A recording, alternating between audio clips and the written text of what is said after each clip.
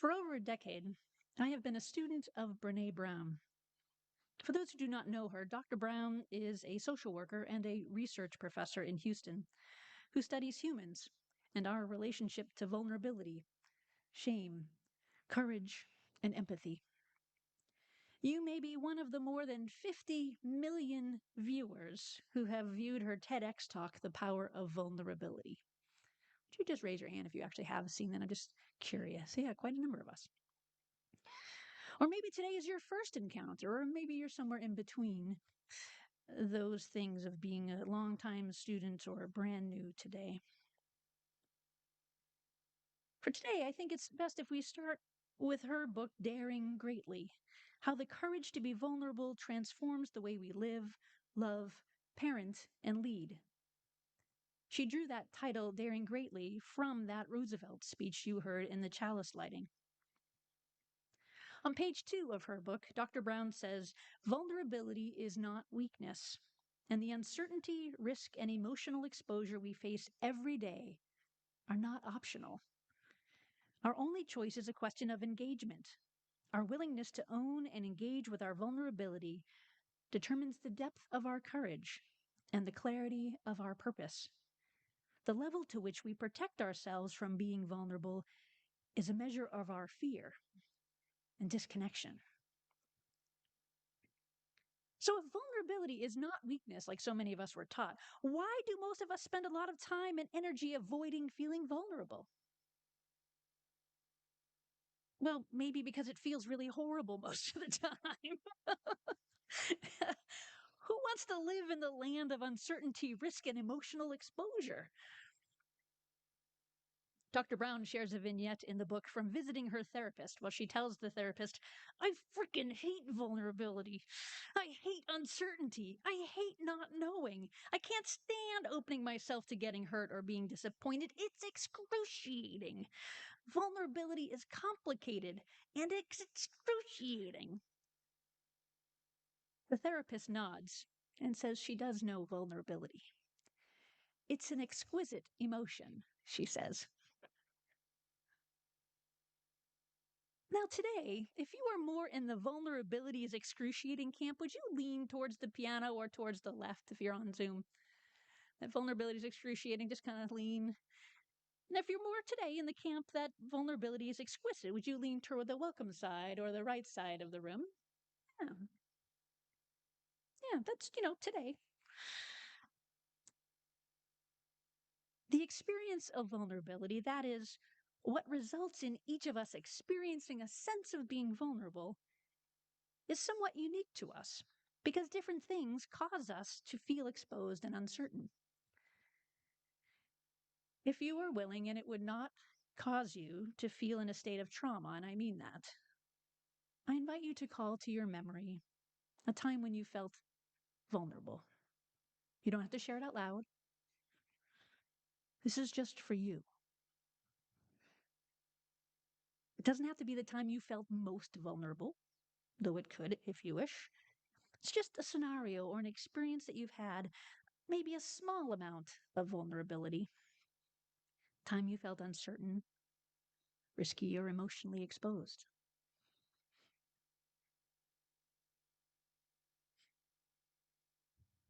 And in case you haven't thought of something, here are some ideas. Because vulnerability takes so many forms. So maybe this will help jar something. Starting a new job or a job loss. A marriage. Sobriety. A diagnosis. A mental health crisis. Launching your own business. Asking someone to prom. Talking about race and class in the workplace. Offering an apology. Maybe your partner has asked you to talk about your feelings more. Perhaps choosing to offer direct feedback to a person you care about rather than doing it anonymously. Just pick one. There are so many to choose from. Really think about it.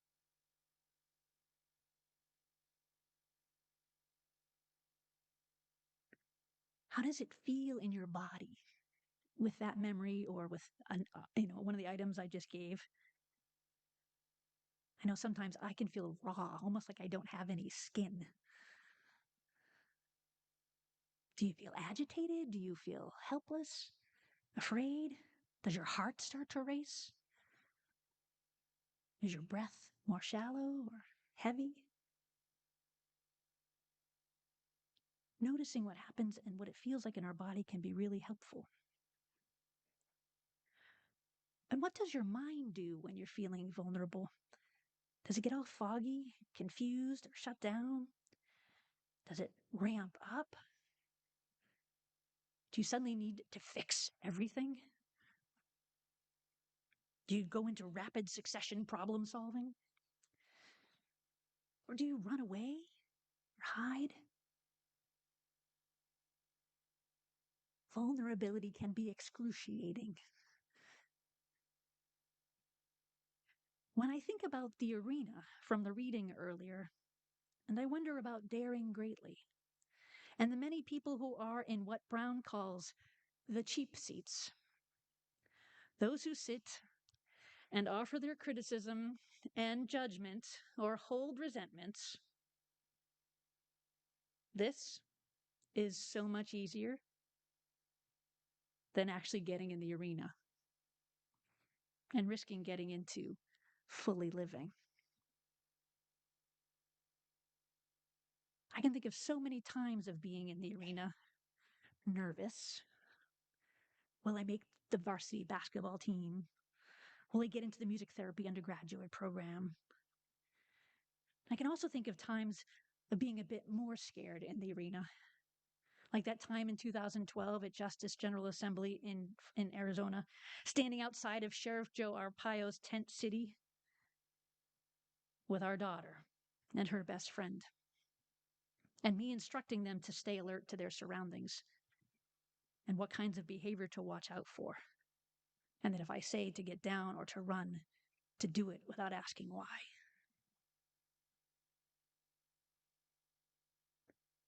The arena holds even bigger risks, too. I remember the discernment process about whether to apply to seminary. While folks in my home congregation had told me for years I should consider becoming a minister, to actually contemplate uprooting the life I loved was a whole different enchilada. The application process itself invited vulnerability. So did telling people when I was accepted to both schools. And so was making the decision about which school to go to. And then there was this day while attending Star King School when I realized I was falling in love with Lynn. And I was so vulnerable. We were so vulnerable. When I was in high school or maybe college, I had a sticker hanging on my wall. It was a quote from German Lutheran pastor Martin Niemöller. It was along these lines. You may have heard it. First, they came for the socialists, and I did not speak out because I was not a socialist. Then they came for the trade unionists, and I did not speak out because I was not a trade unionist. Then they came for the Jews, and I did not speak out because I was not a Jew. Then they came for me, and there was no one left to speak for me. Now, there are slight variations of this quote as he gave many talks after World War II, particularly aimed at his fellow German countrymen and the many ways in which people failed to act and interrupt. But also with a learning about what it takes to actually speak up. Seeing that message day after day influenced me as a younger person and inspired me to engage, to get in the arena that Roosevelt names, and that, for me, included activism. Over the years, I've participated in Take Back the Night marches, vigils against the Gulf War, well, both of them actually. I've advocated for people of color, for reproductive justice, for a living wage, for health care, for a right to clean water, and for the earth. I've attended vigils against brutality employed by law enforcement, against guns and gun violence, against domestic violence and LGBTQ plus discrimination and hate crimes, and so many more. And so have many of you. And effective justice work is done in partnership with other people, centering the folks most impacted. To work with others on issues that we care about requires vulnerability.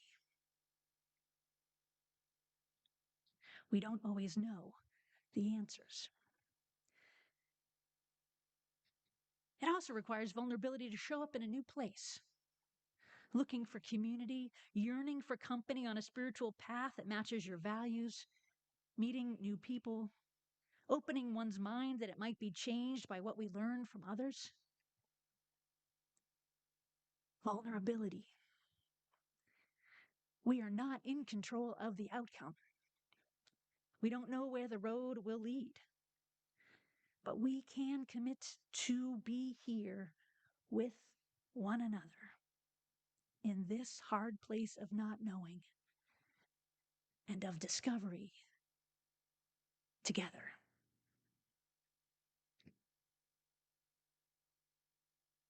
I have had many opportunities to get in the arena. And sometimes the arena arises around me. And suddenly there I am, facing the decision, should I stay and struggle and fight to live, or so that others might? Or should I shrink back into the shadows and let others do the work? Or mingle back into the crowd in a false sense of safety? Do I choose to be vulnerable yet again, to risk uncertainty and emotional exposure? Maybe one's own safety. I think of Niemöller, and then, if not me, then who? This most current concerted attack on the lives of people who are transgender, gender non-binary, gender queer, gender non-conforming, has me feeling extra vulnerable these days. And I didn't go looking for this arena. A group of hateful, toxic, and terrified politicians, and probably some religious leaders too, have decided this is the next group to hate on. Why? Why? So I and others in this room and others that we know every day get to say, do I choose safety?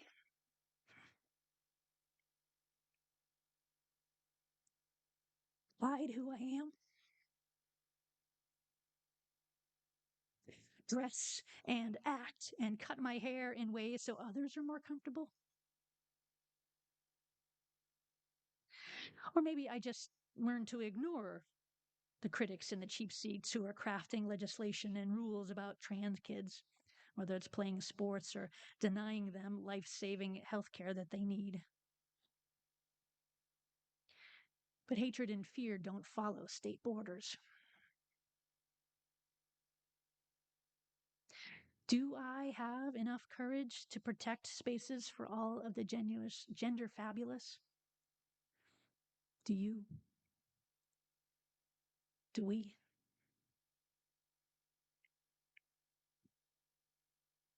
Most of us have been taught that vulnerability is weakness. And after thousands of interviews and analysis of thousands of pieces of data, it turns out this is a huge myth.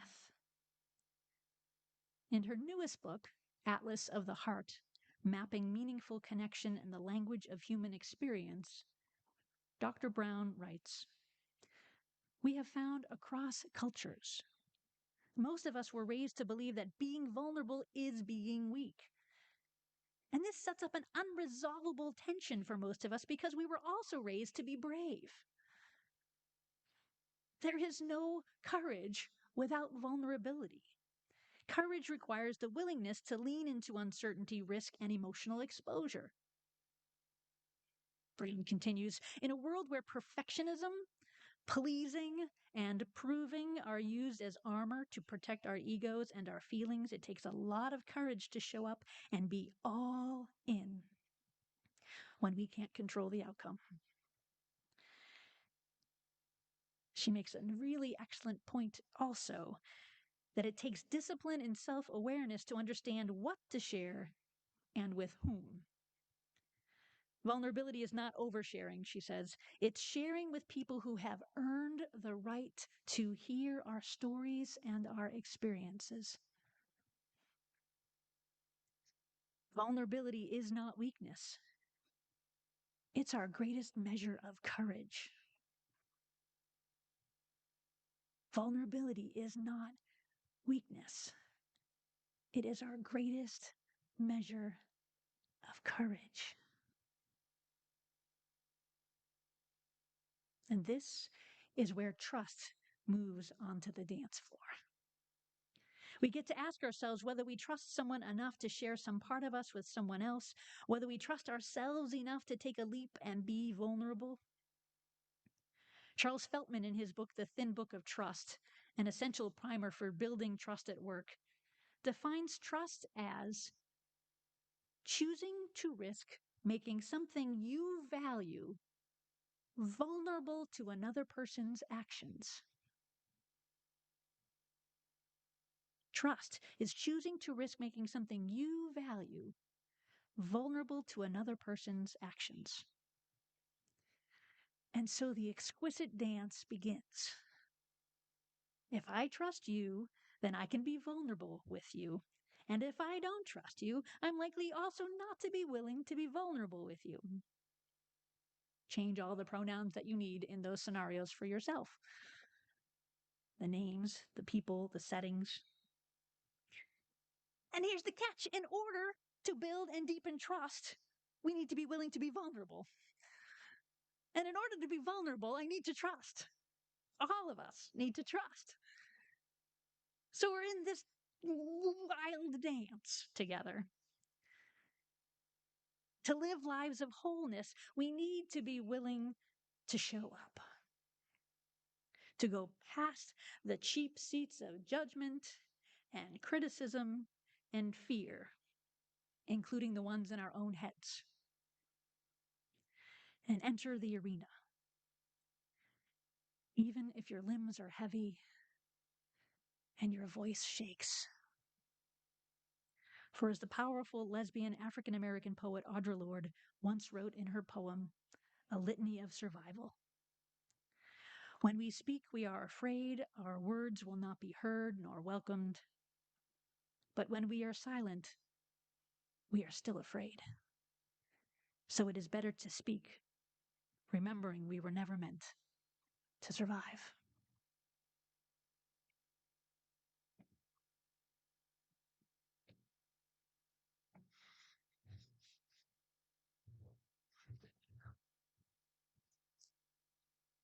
When I was young, there was nothing on which I spent more time and effort than not being wrong.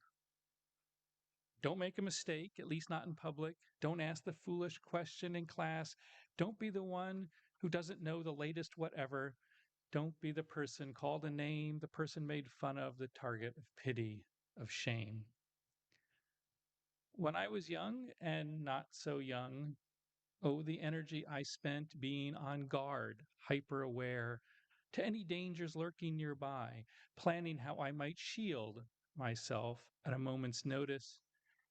Perhaps some of you have been there too. Social situations would be like a giant 3D board game. I calculated when to speak, when to recede in silence. And alone later, how many times did I fall into a perilous spiral? How could I have said that? How could I have done that? And the odd thing was, I wasn't pushed to actually better myself. Rather, I was perfecting a performance, portraying the model student, the informed citizen, the engaging party guest, perfecting perfectionism.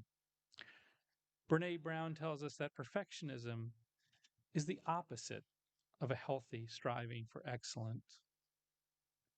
Of course, structuring your entire public existence on never being wrong has a few downsides. It is exhausting. Big pieces of who you are remain hidden. All kinds of opportunities can be missed. In the grip of such fears, we don't trust ourselves or others, and people can sense that. Trust, courage, shame, vulnerability, they can all be tangled together in this big knot. I have been slowly untying the knot for myself, but I was tangled up for a long time. Ironically, perhaps because I didn't have the courage to ask for help. Or maybe more precisely, I didn't have the words. Vulnerability. I don't think I ever used the word in talking or thinking about myself for the first, say, 50 years of my life. Group therapy, 12-step programs, coffee with a dear friend, in a church pulpit. In these situations, vulnerability is a big part of what is going on. But people can be vulnerable in more casual encounters. I remember a party. A friend was recounting a travel mishap, oversleeping, missed connections, profuse apologies. He had screwed up. It had been embarrassing at the time, but then, as he told it, no one laughed at him. Others nodded in recognition. More embarrassing tales were shared, the foibles and miscues of life. And I was thinking to myself, wow, I would never have had the courage to share that story to a group of people. And wow, his sharing his own failure had brought people closer together. Witnessing such courage and openness in friends and acquaintances, mostly in casual situations, but sometimes in more intimate settings, got me working on the knot, trying to untangle myself from the bonds of shame. I opened up more to friends. In a class or seminar, I made a point of asking questions when no one else spoke. My efforts were genuine, but still to some measure a performance. A different kind of performance, a positive performance. Sometimes we must act before we fully get it. My vocabulary remained limited. Like many of us, I at times still struggle to ask for help. I am still working on untangling that big knot. But hey, you know what? I found a place where people openly discuss and wrestle with this struggle. I have found a place that empowers me to put words to this struggle. Here in this community, I can say without fear of shame, I need help. In this place where people speak of vulnerability and allow themselves to be vulnerable. A place where I can say, today I am fragile, I am broken, I am hurting. I do not have all the answers. Help me find my courage. And where I am still accepted and loved. And where I will listen and accept and help and trust. Whatever progress I have made at being vulnerable has brought me benefits, more openness and honesty, deeper relationships, renewed humility, and also the willingness to show up. Not long ago, I would not have been here, a worship associate, nor leading anti-racism workshops. But from vulnerability and trust, I have drawn strength and courage.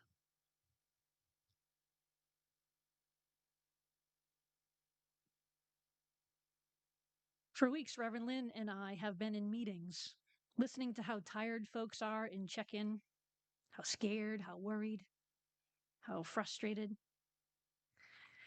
COVID, racism, politics, our fragile democracy, shootings of too many kinds to even keep track of anymore, climate disasters and catastrophic weather. We're feeling it too. So why are we talking about vulnerability instead of all of that? Because I think that this is what we are experiencing. We're feeling vulnerable more of the time. And for some of us, with our various identities, you may be unaccustomed to feeling uncertain or at risk or emotionally exposed. You may be used to a sense of control and the expression of power to get people to do what they want, or at least the illusion of those things. While others of us are always aware of our vulnerability. And with the pile-on, we are just so weary, worried. Right now, it seems like we are all vulnerable to so many different threats. Every single one of us. And for those of us who really care, which is everybody in this circle and probably just about everybody you know, it's exhausting to feel so vulnerable. Because being vulnerable for extended periods has impact. And the strategies that we choose to deal with that excruciating feeling may make or break our society. I pray that we choose wisely, that we have the courage to choose compassion,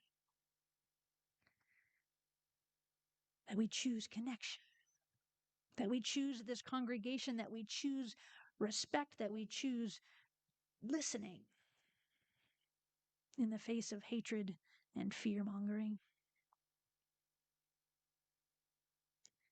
We are living in a perpetual state of armoring or vulnerability. Our minds and our egos want us to armor ourselves so that we don't get hurt or feel pain. Yes. Any related out there? Anybody ever feel like you need to armor up to just read the paper? But our hearts are yearning for connection, for belonging, for love, for acceptance. And that takes courage to be vulnerable and to trust ourselves and one another.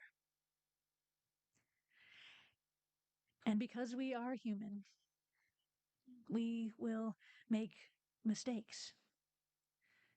We will need to explain or apologize or sit quietly together. We will need to return again to the home of our soul and refill and offer loving kindness. Our friend and colleague, the Reverend Sean Jennison, describes it this way in their poem that appears in the book Breaking and Blessing. They write, "Today has been a day, like all days it seems, in which I let people down and did not love as fully as I always hope. And today I have been sad because always there are the unexpected and unpredictable consequences of what I do and do not know. And yet, the taste of this perfectly ripe pear on my tongue reminds me of heaven and of gifts beyond measure, like sweetness and sunset, and again tomorrow."